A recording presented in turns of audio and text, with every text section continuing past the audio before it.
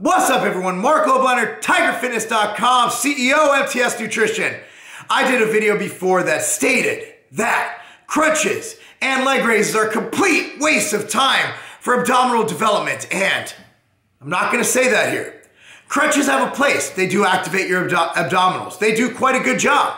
However, I don't think they provide the overload that your body needs to really sustain any good measurable muscle growth. And at the end of the day, you can't tone abs. Muscle does a couple things. It hypertrophies, which is gross.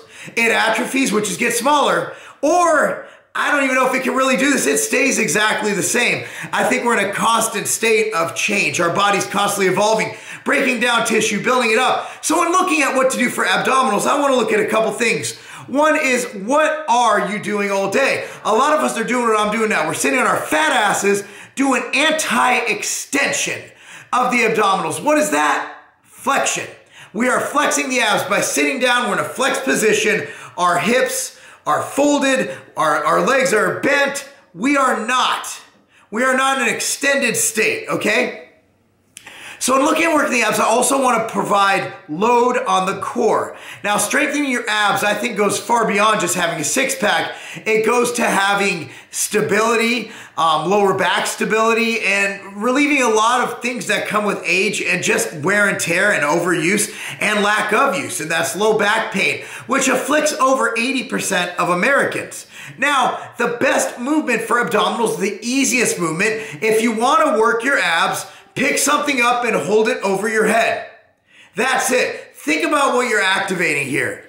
You are activating your rectus abdominis, your external oblique, your erector spinae, basically your whole entire core, your body from your serratus on down, your intercostals, your lower abs, your upper abs, even your transverse abdominis from the breathing. You are activating absolutely everything by picking something up overhead. So logically speaking, the best abdominal movement, you're probably not even considering abdominal movement, you're probably not even doing because you're doing them seated, are standing shoulder presses with a barbell or dumbbell. I'm not gonna go over the semantics of barbell or dumbbell. Basically what I want you to do is pick up some heavy ass weight and hold it over your head and do repetitions with it. That's all I'm asking. That is my favorite movement for overall body development as far as upper body is concerned. Obviously squats and deadlifts are in there, but the overhead press will not only help you increase your core engagement, it'll help increase your bench press strength, it'll help increase your running speed potentially, help increase your jumping because it works on your arm motion,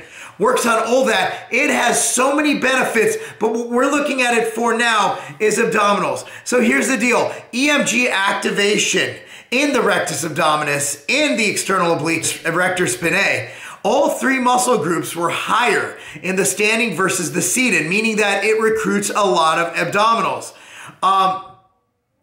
This one looked at dumbbell presses, but of course, with barbell pressing, it's going to be exactly the same, pretty much from what I'm gathering. You're holding weight over your head. That's what we're looking for. So here's the thing. We were talking earlier about the anti-extension, training it and not in a flex position, but in an anti-extension position, which is standing up versus sitting down. Sitting is flexed. Standing is extended. So we spend a lot of our time in this flex position. So by the overhead press strengthens the back and torso by requiring you to resist going into hyperextension of the lumbar, by preventing ourselves from falling backwards by that motion of our back tightening, of our stomach, our core tightening. We are working everything, including our erectors, obliques, rectus abdominis, deep core musculature like the transverse abdominis, and it will improve sports performance, and it will help running performance by resisting early extension during a sprint, and it can improve your athlete's strength on your feet when coming in contact with others.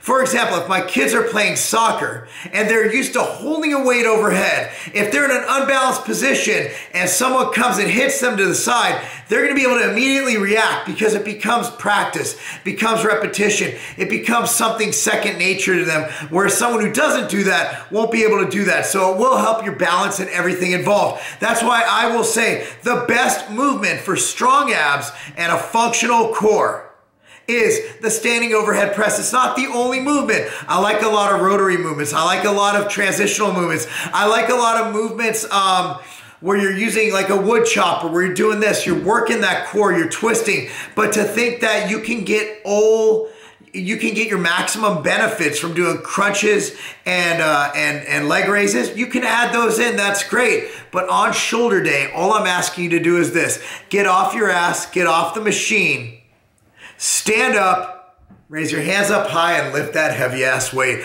I'm Marc Lobliner, TigerFitness.com. What do you think? What's your favorite abdominal exercise? Click on the link down below and let us know. That's not a game.